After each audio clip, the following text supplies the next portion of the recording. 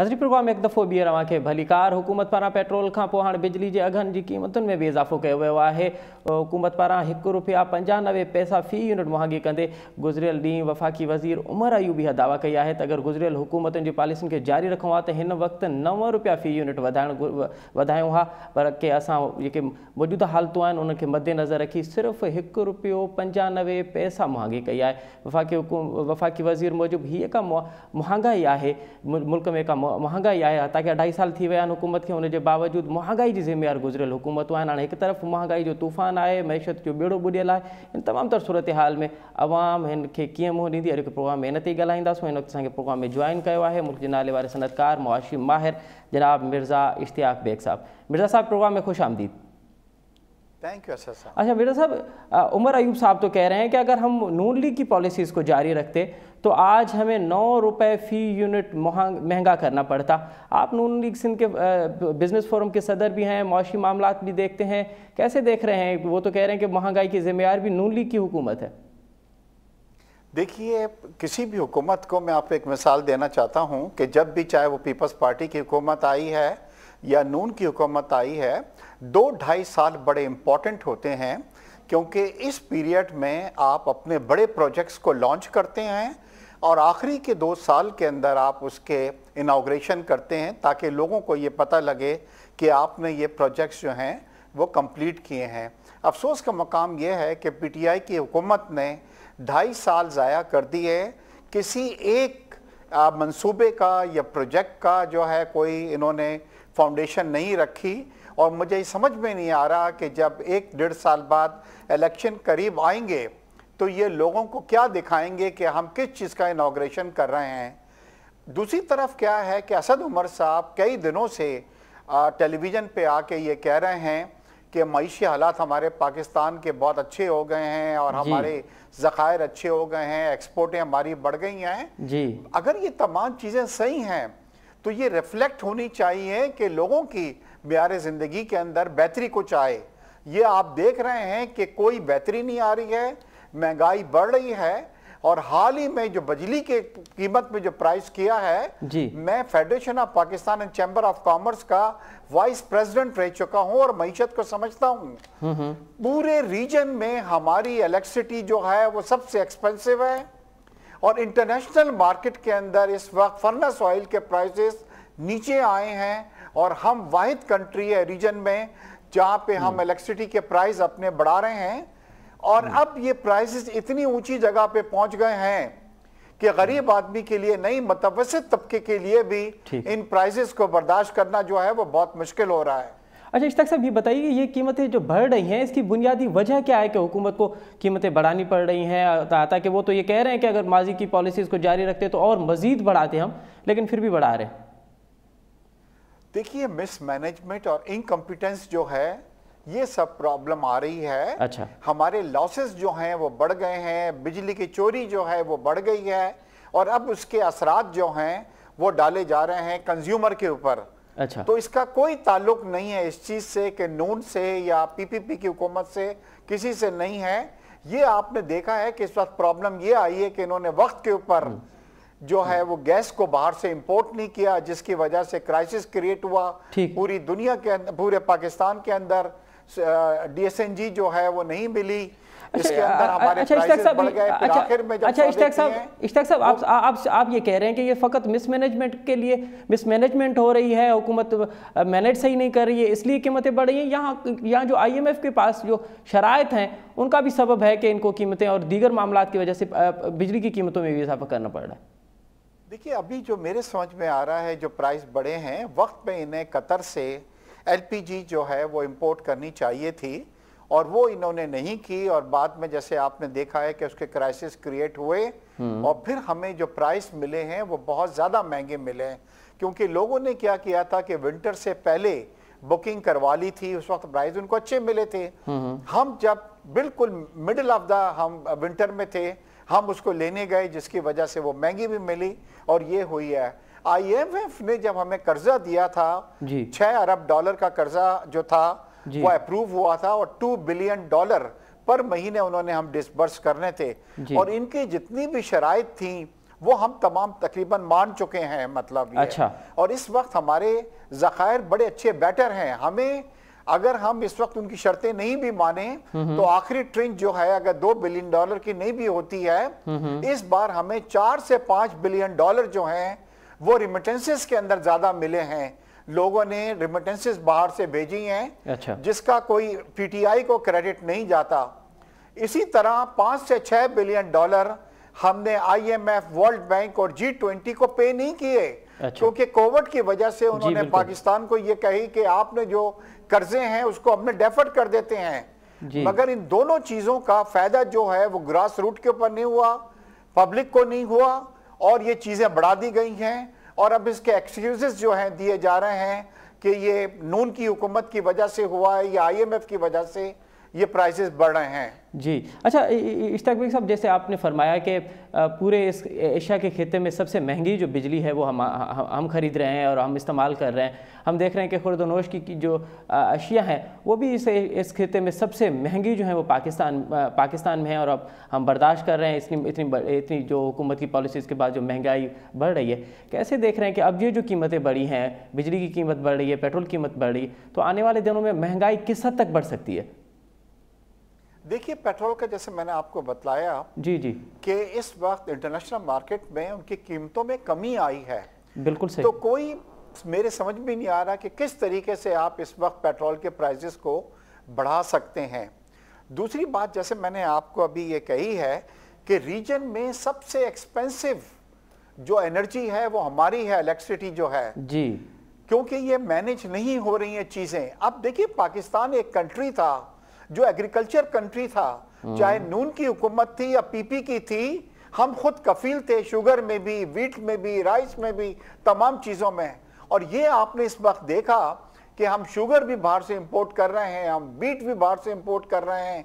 हमारी cotton crops जो हैं जो 11 मिलियन हुआ करती अब तो थी, वो 8 अब तो मिलियन इस साहब टमाटर, प्याज और आलू, ये सब चीज़ें जो है ज़राई मुल्क होने के बावजूद ये तमाम तर चीज़ें हम बाहर से एक्सपोर्ट कर रहे हैं, ताकि ये तमाम तर चीज़ें हमारे पास मौजूद हैं इस वक्त।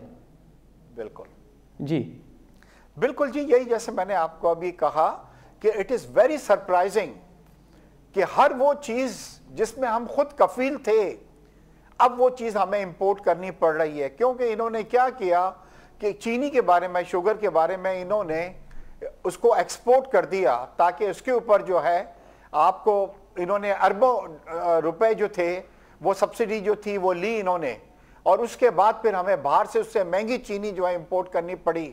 रोजाना इस तरह के स्कैंडल आ रहे हैं। अभी आपने एक स्कैंडल सुना होगा जो ये ब्रॉडशील्ड का हुआ है, जिसमें एक पैसा बाहर से नहीं आया जी, और पाकिस्तान को 28 मिलियन डॉलर जो है पेनल्टी पे करनी पड़ी।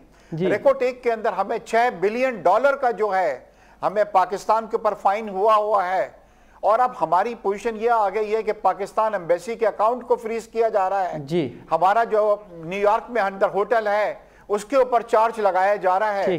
आने वाला वक्त आप देखेंगे तो ये हम किस डायरेक्शन के अंदर जा रहे हैं कुछ समझ में नहीं आ रहा। साहब एक बार तो फिर मैं ये सवाल पूछ रहा हूँ कि ये जो आने वाले दिनों में महंगाई का तूफान आप कैसे देख रहे हैं, आवाम कैसे बर्दाश्त कर पाएगी तमाम तर मामला? सर देखिए, हमेशा एक चीज क्या है कि लोगों को लॉलीपॉप दे दी जाती है कि दुनिया भर के अंदर मईशत अफेक्ट हुई है ये कोविड की वजह से। मगर मैं आपको बताऊं, अमेरिका ने, यूरोप ने, लंदन ने, यूके ने अपने शहरियों को घर बटा के अरबों डॉलर की, UK 20 billion dollar a month जो है वो डिस्ट्रीब्यूट कर रहा है लोगों को अपने घर बैठा के। ठीक, हमारे यहाँ तो इस तरह की कोई फैसिलिटी नहीं मिली, बल्कि हमारे प्राइजेस जो हैं वो चीजों के बढ़ा के पाकिस्तान में 10% लोग जो मिडिल क्लास के हुआ करते थे अब वो लोअर मिडिल क्लास में आ गए हैं, या उन लोगों में आ गए हैं जो सतह गुर्बत से नीचे जिंदगी गुजार रहे हैं। जी अच्छा, इश्ताक बेग साहब, ये तो तमाम तर मामलात हैं, लेकिन आप क्या समझ रहे हैं कि हुकूमत को फौरी तौर पे क्या इक़दाम लेने चाहिए जिसकी वजह से कम अज़ कम जो महंगाई है वो नीचे की सतह पे आए? देखिए, हुकूमत को इसके लिए कुछ करना पड़ेगा।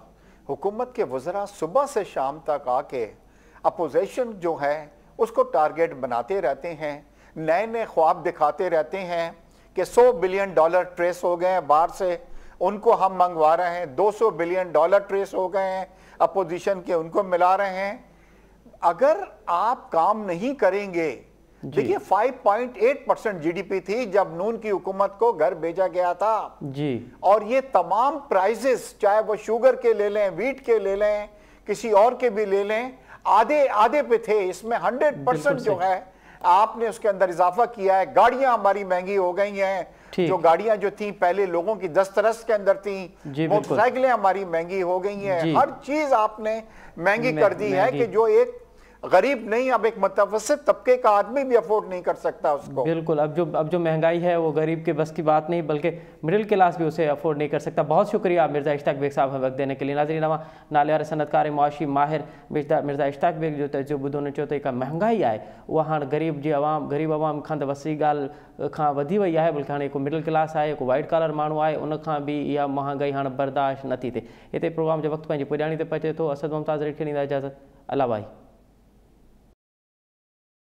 प्रोग्राम टाइमलाइन सां गॾु आऊं आहियां असद मुमताज़। नाज़रीन, मुल्की सियासत में ब्रॉडशीट जे मामले खे पानामा लीक्स वारे केस में मुशाबत ॾिनी पई वञे। हुकूमत इन तमाम तर मामले खे जांच करण लाइ 3 रुकनी कमेटी जो ऐलान कयो आहे ऐं उनजी सरबराही अॻूणे जस्टिस अज़मत सईद खे मुक़ररु कयो आहे। पर अपोजिशन जी 2 अहम पार्टियुनि नून लीग ऐं पीपल्स पार्टी के जस्टिस अज़मत सईद जी सरबराही क़ाबिल क़बूल न आहे। आख़िर छो जस्टिस अज़मत सईद जी शख़्सियत खे तकरारी बणायो पियो वञे? नून लीग इन वक़्त ताईं इहो मौक़िफ़ अख़्तियार कयो आहे त छाकाणि त पानामा केस में मियां नवाज़ शरीफ़ खे नाहिल करण ॾियण वारी बैच में अज़मत सईद शामिल हुयो। उन खां अॻु में अज़मत सईद जेको आहे नेब जो प्रोसिक्यूटर रहियो आहे ऐं नेब जेको आहे इन मामले में खे पहिरें ॾींहं खां ॾिसे थी पई त हिन करे जस्टिस अज़मत सईद जेको आहे उहो इन तमाम तर मामले में ग़ैर जानिबदार नथो थी सघे।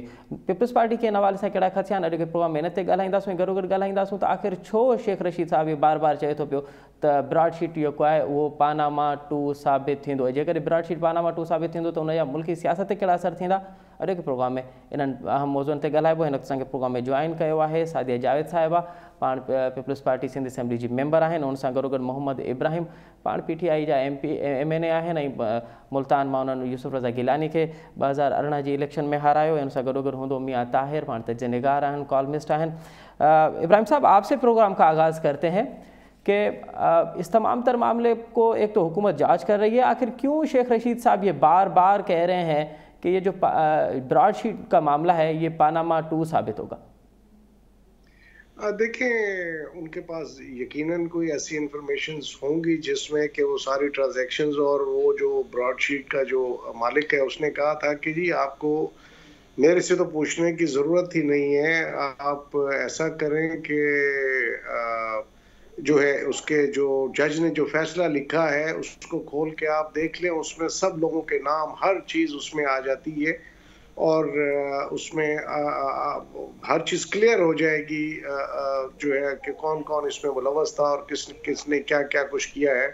तो मैं समझता हूँ कि अगर वो फैसला ही पढ़ लिया जाए तो इसमें कोई मज़ायका नहीं है।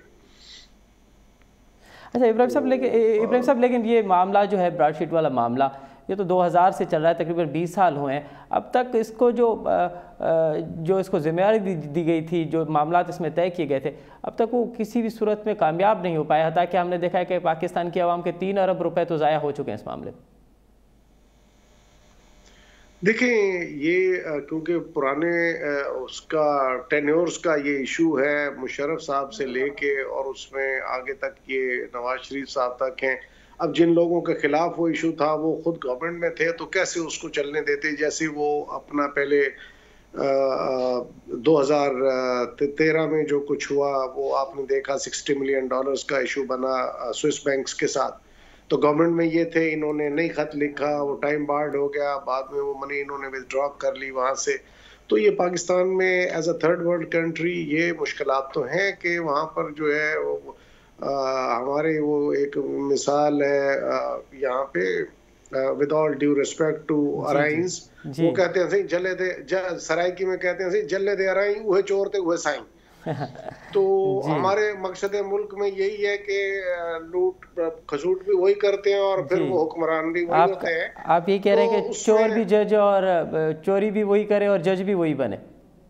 जज भी वही बने जी। तो वो सराइकी में मैंने समझाने की कोशिश की, तो बस तो मकसद मालिक भी वही बने और वो चोरी भी वही करे, तो फिर वो कहाँ से मिलेगी कोई चीज। बहरहाल हमारा मकसद किसी पे इल्जाम लगाना नहीं है, ये तो मामला है, एक चीज को देखना पड़ेगा कि जज साहब ने उसमें किस किस के नाम लेके किन किन को किया है, उसको देखना पड़ेगा, उन मामलात को उठा के देखना पड़ेगा। जब तक वो हकायक सामने ना आए, हम किसी को हमें टाइम से पहले चोर चोर करना शुरू कर दें, वो अच्छी बात नहीं है। ठीक है। अच्छा सादिया जावेद साहबा, आप ये बताइए कि आखिर जस्टिस अजमत सईद की जो तकरीरी हुई है ब्रॉडशीट के मामले पे, आपको बुनियादी एतराज़ क्या है जस्टिस पे? देखें, अभी उन्होंने सराइकी में मिसाल दी ना, मैं उर्दू में मिसाल देती हूँ जी। दूध पे बिल्ली की रखवाली, है ना। अजमत सईद उस जमाने में जब ये एग्रीमेंट हुआ है, नैब का हिस्सा हुआ करते थे, शहजाद अकबर नैब का हिस्सा हुआ करते थे, ठीक है। ये अजमत सईद की कोर्ट में ही आसिफ जरदारी साहब का केस चल रहा था और सैफुर रहमान धाड़े मार मार के रो रहा था और कह रहा था मुझे माफ कर दो। तो एक आदमी जो कंट्रोवर्शियल है, जो उस डील जब वो डील की जा रही थी, जनरल अमजद साहब जब नैब को हेड कर रहे थे, एक शख्स उस वक्त एज प्रोसिक्यूटर नैब का पार्ट था, उसको कैसे हेड बनाया जा सकता है? फिर एक तो समझ नहीं आता कि हर वो आदमी जिसने इमरान खान के शौकत खानम की नौकरी की है, उसको पाकिस्तान में सरकारी नौकरी जरूर लगनी है, क्योंकि इमरान खान वजीर आजम है। अच्छा, अब देखे ना, जो बोर्ड की लिस्ट आई है, जो सारे सोशल मीडिया पे सारे मीडिया वाला, उस पे ये अजमत सईद साहब भी मौजूद हैं। तो बात ये है कि क्या पाकिस्तान में और कोई नहीं रह गया? वो किधर गया है शहजाद अकबर, जो रोज प्रेस कॉन्फ्रेंस से करता था और कहता था कि जी ये पैसे यहाँ पड़े हैं, मियाँ साहब का ये मैंने पकड़ लिया है, जरदारी साहब के फेक अकाउंट मैंने पकड़ लिया है। अब वो तो बताए ना कि इसने इकोनॉमिक कमीशन ने जब ये पैसे मंजूर किए हैं और कैबिनेट की मंजूरी से ये पैसे लंदन गए, तो अगर वो आदमी जो वहां चोर है, जो ये कंपनी बैंकरप्ट कर गई, असली कंपनी को पैसे ही नहीं दिए हैं हुकूमत पाकिस्तान ने, एक जाली आदमी को पैसे दिए और फिर उससे शहजाद अकबर साहब कहते हैं मुझे कमीशन कितना मिलेगा, तुम्हें पैसे मिले। इनको शर्म आनी चाहिए। ये कहते हैं कौमी सलामती के इदारों को ऑपोजिशन बदनाम कर रही है। आईएसआई का नाम आ गया है उसमें, आईएसआई के अफसरों के नाम आ गए, पिछले जर्नैलों के नाम आ गए। हिम्मत है ना तो पिछले 3 जो नैब के चेयरमैन गुजरे ना, वो जो थे वो मिलिट्री से थे, उनको अकाउंटेबल करे ना, शुरू करे ना अकाउंटेबिलिटी। सिर्फ एक हवा ऑपोजिशन को अब ये बड़े उन्होंने आसानी से कह दिया जी ऐसे किसी को चोर चोर नहीं कहना चाहिए। बिल्कुल सही है। आप पिछले 2 सालों से कर क्या रहे हैं? किसी के खिलाफ कोई चीज साबित हुई है? कोई केस बनाने पाए? नैब इनकम्प्लीट रेफरेंसेस लेके कोर्ट पहुंच जाता है। ठीक है, जो पिछले 2 सालों से साहब का अमल जा रहे हैं, आप ये कह रही हैं कि उसमें किसी पे साबित नहीं हुआ। डॉक्टर साहब आप हमारे साथ ही रहिएगा। इस वक्त हमें ज्वाइन किया है नून लीग के MNA डॉक्टर निसार चीमा साहब, उनसे मालूम करते हैं उनकी पार्टी का इस हवाले से क्या मौक़िफ़ है। डॉक्टर साहब प्रोग्राम में खुश आमदीद। जी वेलकम जी। अच्छा डॉक्टर साहब, आपकी पार्टी ने एक तो जस्टिस अजमत सईद के हवाले से एक मौक़िफ़ ये अख्तियार किया है कि वो नवाज शरीफ की उस जो नाहिल करार देने वाली बेंच थी, एक उसमें थे, एक नेब के वो प्रोसिक्यूटर रहे हैं, लेकिन ये तो देखते हैं कि इस तरह के तो ओहदे दीगर मामलात में भी होते हैं। बुनियादी तौर पे अभी ये जांच कमेटी शुरू ही नहीं हुई और उससे पहले ही कंट्रोवर्शियल उसको बना दिया गया है, तो फिर इसका जो फैसला आएगा वो भी आपको काबिल कबूल नहीं होगा? नहीं, कंट्रोवर्शियल तो देखें वो अपने कॉन्डक्ट की वजह से पहले ही हो चुके हैं। ये शेख अजमत साहब की अजमत का तकाजा ये है कि वो खुद ही वो जो माजरत कर लें, खुद ये है कि वो कहें कि जी मैं पहले इस तरह के फैसले दे चुका हूँ जो ये है कि जो उनके खिलाफ हैं। ये कि नैब के भी ये देखे ना, उनके भी प्रोसिक्यूटर रहे, फिर ये है कि इनके फैसलों के बारे में सबको पता है, तो इनको खुद चाहिए था कि ये इनकार कर देते। यानी इतनी तो इंसान में अजमत होनी चाहिए ना, यानी सिर्फ ये नाम की अजमत ना हो, ये किरदार की भी अजमत इसमें होनी चाहिए। तो बात ये है कि ब्रॉडशीट का जहाँ तक ताल्लुक है एक बिजनेस फर्म है जी, इसको हायर किया जनरल मुशर्रफ ने, आपको याद है जी, और फिर ये है कि इसके पास अगर कोई ठोस शवाहिद होते जी, मियां नवाज शरीफ के खिलाफ तो फिर ये है कि इसकी ये सर्विसेज या इसका कॉन्ट्रैक्ट टर्मिनेट ना होता। ये मुशर्रफ तो देखे, आपको पता है कि आखिरी वक्त तक उसकी कोशिश थी कि मियां नवाज शरीफ को वतन वापस ना आने दिया जाए। वो तो ये है कि वो बदतरीन इंतकाम का निशाना बनाना चाहते थे। अगर ये एक ब्रॉडशीट के पास मियां नवाज शरीफ के खिलाफ ठोस शवाहिद होते तो ये कि ये जारी रखते अपना काम और मुशर्रफ साहब उनको ये कि मुकम्मल तौर पर सपोर्ट करते, लेकिन चूंकि शवाहिद नहीं थे उसका कॉन्ट्रैक्ट जो है वो टर्मिनेट हो गया। अब वो समझते हैं ब्रॉडशीट वाले कि अब जो हुक्मरान है, प्राइम मिनिस्टर जो है, वो तो इंतकामी ज़हनियत का हामिल है, वो तो अपने दुश्मनों को, अपने मुखालफिन जो सियासी मुखालफिन है उनको इंसाफ के नाम पे बदतरीन किस्म के इंतकाम का निशाना बनाना जाता है। तो वो समझते हैं कि बड़ा अच्छा मौका है एक बिजनेस डील करने का, और इसी हवाले से उन्होंने अपनी खिदमत पेश भी की है कि आप हमें मौका दें और ये है कि हम आपके मुखालफिन के खिलाफ सारा कुछ ये यानी ये निकाल के अपने आपके सामने पेश करेंगे। अगर इनके पास कोई शवाहिद होते तो मुशर्रफ भी इनका टर्मिनेट ना करता कॉन्ट्रैक्ट। और दूसरी बात यह है कि आप ये भी देख रहे हैं कि जो कमीशन की बातें के बारे में आ रही है वो भी आपके सामने है। चीमा साहब इब्राहिम साहब ये फरमा रहे हैं कि क्योंकि माजी की हुकूमतें इसमें इन्वॉल्व रही हैं, उनकी हुकूमत वो हुक्मरानी करती रही है, इसलिए ब्रॉडशीट से अब तक कुछ निकला नहीं है क्योंकि माजी की हुकूमत इसमें इन्वॉल्व है। क्या आज तक किसी कोर्ट ऑफ लॉ में कुछ साबित हुआ है? ब्रॉडशीट जो है वाकई अगर फर्ज करें उसके पास ठोस शवाहिद होते तो अब तक वो साबित ना कर देते। अच्छा ठीक है, अच्छा ठीक। अच्छा इब्राहिम साहब एक मिनट जी, आपने पैसे तो आपने पेमेंट किए हैं ना, तो कुछ तो उसने दिखाया होगा, उसकी बुनियाद पे मेरे पास कोई आए और वो कहे कि जी आपको ये पैसे देने हैं, तो मुझे कुछ तो सबूत उसको देना पड़ेगा ना, कुछ तो दिखाया होगा जिसपे कमीशन मांगने पहुंच गए शहजाद अकबर लंदन। चले सादिया साहब ये हम इब्राहिम साहब से मालूम करेंगे। इब्राहिम साहब एक तो ये कि बेहतर होता कि आप एक ऐसे शख्सियत को लाते इस तमाम तर मामले में, ऐसे शख्सियत की सरबराही लेते जो कम से कम कंट्रोवर्शियल ना हो। अब पहले ही दिन से अजमत सईद साहब कंट्रोवर्शियल बन चुके हैं। सादिया जावेद साहब ये कह रही हैं कि क्योंकि वो शौकत खानम से वो वाबस्ता रहे हैं, वो मुलाजमत करते रहे हैं वहाँ पे, तो वो जानिबदारी होंगे। और दूसरी बात जो आपने डॉक्टर निसार चीमा साहब का मौक़िफ़ सुना कि एक शख्स जो पहले से ही कंट्रोवर्शियल है, तो ये तमाम तर बेहतर नहीं होता कि आप ऐसे शख्सियत को मुकर्रर करते जो कम अज़ कम इस तमाम तर मामले में गैर जानिबदार होते? अर्ज करता हूँ, देखें कौम का $25 मिलियन इसमें गया है, उसमें जैसे मेरी बहन कह रही हैं सादिया साहिबा, अगर वाकई ही वो इसमें ये कमीशन लेने गया है तो वो भी उसमें आ जाएगा, उसको नहीं छोड़ते। अच्छा, अगर किसी ने और ने कोई व्हीलिंग एंड डीलिंग की है या कोई उसमें से कुछ निकलेगा तो उसका कुछ होगा। ऐसे तो नहीं है कि किसी के खिलाफ उठ के कह देंगे जी ये कवा सफेद है और वो कवा सफेद हो जाएगा। इसी तरह किसी पे इल्जाम लगाने से कुछ नहीं होगा, और ना ही इनके खिलाफ हम समझते हैं कि जब तक पूरे सबूत और मामलात ना हो, इस तरह टाइम से पहले अभी ना ट्रायल हुआ, ना कोई इन्वेस्टिगेशन हुई, ना बात हुई, हम अभी से कहना शुरू कर दें जी मियां नवाज शरीफ ने ये कर दिया और पीपल्स पार्टी ने ये कर दिया, ऐसी कोई बात नहीं है। ये तो हम देख रहे हैं कि भाई कौम का $25 मिलियन जो गया है किस बात के लिए गया है, सिर्फ इसको प्रूव कर रहे हैं।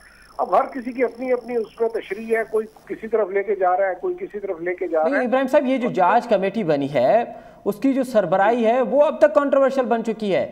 वो जो अब तक हुकूमत जिन पे इल्ज़ाम लगा रही है कि माजी के हुक्मरानों ने पैसा ट्रांसफ़र किया है, तमाम इसमें और चीज़ें निकलेंगी, वो जो है वो कंट्रोवर्शियल बन चुकी है। तो कैसे साबित करेंगे आप? तो ये तमाम तर मामले पहले दिन से कंट्रोवर्शियल बनेंगे तो कैसे काबिल कबूल होंगे? वो बिल्कुल इनका जिस पे भी अगर ये समझते हैं कि अगर ये है ही उसमें क्लियर जी, तो इनको कंट्रोवर्शियल बनाने की उसमें पहली तो बात ये जो लॉजिक की है वो इनको करने नहीं चाहिए कि हमें क्या है इससे। अब मैं जैसे बैठा हूँ, अब ब्रॉडशीट का इशू आ रहा है, मेरा क्या जाना है, मैं तो उसमें को मुलव्वस हूँ या को लेने में या देने में या करने में या कराने में। अगर मेरा किसी चीज से कोई ताल्लुक ही नहीं है तो मुझे कोई परवाह नहीं होनी चाहिए। हाँ, अगर इनका नाम आ जाए, वो अपना ऑन रिकॉर्ड आ जाए, उसके बाद ये उनपे अपना कहें कि जी हमें इन पे ट्रस्ट नहीं है, किसी और को अपॉइंट किया जाए, वो इनका बेसिक राइट है कानूनी। उसमें उस वक्त जो है उनको चेंज किया जा सकता है जब अगर कोई किसी किस्म की इन्वेस्टिगेशन शुरू हो, कोई प्रोसिक्यूशन शुरू हो। अभी तो कोई ऐसा मसला ही नहीं है, ये पहले ही घबरा के, पता नहीं, मुझे नहीं समझ आ रही, ऐसा होना तो नहीं चाहिए। लेकिन ये इनका बिल्कुल राइट है कि ये अगर चाहें कि जी हमें फलां आदमी पे एतमाद नहीं है, तो वो जब एक process of law in the court of law शुरू होगा तो उसमें ये करके उस जज को बिल्कुल ये उससे किसी दूसरे जज पे ले जा सकते हैं। ये कानून तो ये है जी।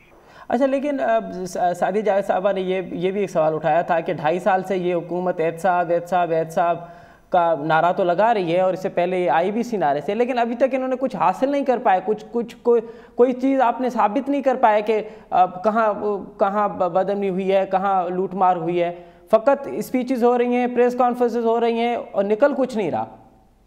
मैं पहली बात पे ही मैं आपको ये बता गया था कि वो $60 मिलियन पूरी दुनिया के सामने पड़ा हुआ था, खत न लिख के टाइम बार्ड करा के वो मनी बात में कैश कर ली, और अब कहें आपको कि जी देखा हमें कुछ चीज निकली। भाई अब तो रोजवेल्ट चला गया, पेरिस का होटल चला गया, इतना बड़ा पाकिस्तान में डाका पड़ गया, आप उसका भी तो हिसाब दें। कर लिए गए, इसी तरह से ये सारी चीजें भी मकसद है। देखिए, व्हाइट कॉलर क्राइम को पकड़ने के लिए आपको बहुत ही ज्यादा उसमें मेहनत और उसके साथ काम करना पड़ता है। हाँ, जैसे फॉरेन फंडिंग में व्हाइट कॉलर क्राइम हुआ है। ठीक है, सरे महल को छोड़े, उसके बाद इन्होंने एक शैटो लिया था फ्रांस में 2010 में जब सैलाब आया हुआ था जी। सरदारी साहब अपने सारे बच्चों को लेके वहाँ पे हेलीकॉप्टर से उस शैटो में उतर रहे थे जी। उनसे पूछा जाए ना ये सारी जायदादें ये कहाँ से बनी है। ये तो ठीक कह रहे हैं आपके, ये तो ठीक कह रहे हैं कि पूछा तो जाए कि कैसे, लेकिन ये कि लूट मार से बनी है, ये तो फिर हुकूमत को साबित करना पड़ेगा ना इब्राहिम साहब के, अगर आप इल्जाम लगा रहे हैं कि ये लूट मार से पैसे से बनी है। तो रोजवेल्ट होटल चला गया हाथ से, पेरिस का होटल चला गया हाथ से, ये हुकूमत हिसाब तो दे। सादी साहब मैं आ रहा हूँ आपके पास जी। सिर्फ एक प्राइम मिनिस्टर अपने को जो है वो टाइम से पहले वो सजा दिलवा के हटा के, और वो $60 मिलियन है सब। अच्छा, तो आप ये कह रहे हैं कि एक प्राइम मिनिस्टर की कीमत जो थी वो $60 मिलियन की थी। अच्छा सादिया जावेद साहबा, ये जो इब्राहिम साहब कह रहे हैं कि इनको पहले से ही घबराहट क्यों हो रही है? अभी तो जांच शुरू नहीं हुई, फ़कत कमेटी बनी है, मामलात आगे नहीं बढ़े, अपोजिशन को घबराहट क्यों हो रही है इस ब्रॉडशीट के मामले पे? नहीं, हमें कोई घबराहट नहीं हो रही। ये ब्रॉडशीट नहीं पनामा 2 बनेगा, वो फॉरेन फंडिंग बनेगा पनामा 2, और कौम को पता चलेगा जो बेईमान, बदनीयत, नालायक, नाअहल वजीर आजम इस पाकिस्तान पे मुसल्लत किया गया है, जिसका इमेज वो खुद कह रहा था अकबर एस बाबर टीवी पे बैठ के जियो के शो पे कि मैंने इमरान खान की ब्रांडिंग की थी पूरी दुनिया में। इमरान खान को मैंने दुनिया में बताया था कि उससे ज्यादा ऑनेस्ट आदमी कोई नहीं है। और फिर अब वही अकबर एस बाबर सारी दुनिया को बता रहा है कि इमरान खान चोर है। इमरान खान ने चोरी की है, फॉरेन फंडिंग केस में चोरी हुई है पाकिस्तान में। ना मैं जो कहती, मैं नहीं कहती, मेरी जो पार्टी कहती है, मेरा जो चेयरमैन कहता है कि नाअहल वजीर आजम, ये नाअहल होगा इस पाकिस्तान की अदालतों से। हम इलेक्शन कमीशन से अपील करते हैं, 6 साल से चोरी का केस पेंडिंग है, उस केस का फैसला करे इलेक्शन कमीशन। वो तो इलेक्शन कमीशन ने तो खैर उस पर अब स्टेप लिया है कि वो तो जांच करें। लेकिन सादिया साहब, एक सवाल और भी है कि आप मुतालबा तो करें इलेक्शन कमीशन के, लेकिन जब वहाँ धरना लगा था उस वक्त आपकी क़यादत मौजूद नहीं थी। नहीं, देखें, बिलावल साहब का शेड्यूल था, पीपल्स पार्टी की आला क़यादत वहाँ मौजूद थी, शहरी रहमान साहिबा पीपल्स पार्टी की वाइस प्रेसिडेंट हैं, सीनियर लीडर हैं, वो वहाँ मौजूद थी। कायरा साहब वहाँ मौजूद थे, फैसल करीम भी वहाँ मौजूद थे, चेयरमैन साहब बिल्कुल नहीं थे, और वो उन्होंने पहले से बताया था कि मैं इस दिन नहीं। अच्छा सादिया साहिबा, एक सवाल तो ये जन्म लेता है ना कि एक तरफ आप वज़ीर आज़म के खिलाफ एक मूवमेंट चला रही हैं, तमाम अपोजिशन की पार्टियां उसमें शामिल हैं, आपका मकसद ये है कि हुकूमत को गिराया जाए। दूसरी तरफ आप एक छोटे से जलसे के लिए इतनी बड़ी मूवमेंट, जो इलेक्शन कमीशन के बाहर एक पहली मरतबा धरना लगा था, आपने एक छोटे से जलसे को तरजीह दी, लेकिन उस मूवमेंट से आप हट गए। मेरी बात सुने, वो छोटा सा जलसा नहीं था, पीपल्स पार्टी के फाउंडिंग मेंबर्स में मेरी बात सुने, एक मिनट, छोटा सा जलसा वो नहीं था, वो बरसी थी मर्दान शाह की। मर्दान शाह पीपल्स पार्टी के एक सीनियर रहनुमा, एक हमारे लिए काबिले एहतराम और मोहतरम, उनकी बरसी थी, पहले से कमिटमेंट किया गया था, और जी, शायद आप तादाद की तरफ नहीं गया। मैं तो ये कह रहा था कि एक बहुत बड़ा धरना जिसमें तमाम पोजीशन की पार्टियां इलेक्शन कमीशन के बाहर थी, तो पीपल्स पार्टी वहां मौजूद थी, पीपल्स पार्टी वहां मौजूद थी, वर्कर भी वहां मौजूद थे, लीडरान भी वहां मौजूद थे। जरूरी नहीं है कि हर पीडीएम के जलसे में मौलाना फजलुर रहमान लाड़काना नहीं आए थे, तो ऐसी तो कोई बात नहीं हो गई ना। ठीक है। अच्छा डॉक्टर निसार चीमा साहब, आप ये बताइए कि जब से ये ब्रॉडशीट का मामला आया है, हमें ये नजर आ रहा है कि पीडीएम की मूवमेंट ठंडी नजर आ रही है। क्या बात है कि ये ब्रॉडशीट का मामला और फिर पीडीएम की मूवमेंट ठंडी, इसके कोई वजह? होल्ड कीजिए। अच्छा, असा जो राब्तो मुनक़ता थियो है। अच्छा इब्राहिम साहब, आप ये बताइए कि कैसे देख रहे हैं आपके आने वाले दिनों में ब्रॉडशीट का मामला मुल्की सियासत में किस तरह से असरअंदाज होगा और इसमें पीटीआई का क्या किरदार होगा? मुंह छुपाते फिरेंगे जैसे बाकी केसेस में मुंह छुपाते हैं। अच्छा, तो सादिया जायद साहब, ये जो इब्राहिम साहब कह रहे हैं कि अगर इनको एतराज़ात हैं तो फिर ये कोर्ट में चले जाएं, कि अगर आपको जस्टिस अजमत सईद की मुकर्ररी पे एतराज़ात हैं तो क्या पीपल्स पार्टी कोर्ट में जाएगी? बिल्कुल, मैं इस मामले पे कुछ नहीं कह सकती। आला क़यादत जरूर इस पे सलाह मशवरा करेगी, पीडीएम की क़यादत के साथ भी मशवरा किया जाएगा। अजमत सईद साहब पे सबको एतराज है। मेरा सवाल ये है कि सिर्फ शौकत खानम के जो मुलाजमीन और मेंबर ऑफ बोर्ड हैं वो पाकिस्तान में नौकरी के लिए और हर कमीशन को हेड करने के लिए, मिनिस्ट्रियों को हेड करने के लिए अहल हैं, बाकी सब जो है पाकिस्तान में गलत हो गए। और एक आदमी जो उस वक्त प्रोसिक्यूटर था, उस मामले में शरीक है, उससे कैसे, वही बिलीप को दूध की रखवाली पे हम कैसे रख के फैसला उसे सोच सकते हैं कि वो सही फैसला देगा? बहुत शुक्रिया सादिया जायद साहिबा, मोहम्मद इब्राहिम साहब, डॉक्टर निसार चीमा साहब, आप तीनों मौजूद शख्सियत का बहुत शुक्रिया। नाज़रीन, हमारे टिन पार्टियुनि जो मौक़िफ़ ॿुधो ब्रॉडशीट जे हवाले सां ई अपोजिशन जो हिकिड़ो ई मौक़िफ़ आहे त जेका हिन जी मुक़ररी आहे जस्टिस अज़मत सईद जी, उहा कंट्रोवर्शियल आहे ऐं पहिरें ॾींहं खां अगरि इहो कंट्रोवर्शियल थी वियो आहे तो इहो अॻिते कहिड़ो कमु कंदो इहो त वक़्तु ॿुधाईंदो। हिते वठूं था साई, ऐं साई खां पोइ वरी मुल्क जे अहम तरीन मामलनि ते ॻाल्हाईंदासीं। त हुकूमत पेट्रोल खां पोइ बिजली जे क़ीमतुनि में बि इज़ाफ़ो कयो आहे ऐं हीअ हिकु बिजली क़ीमतुनि में इज़ाफ़े सां जेका मुल्क में तूफ़ान ईंदो महांगाई जो, उनखे ग़रीब आवाम कीअं मुंहुं ॾींदो। वठो त नंढी साई खां पोइ वरी हिन ते ॻाल्हाईंदासीं।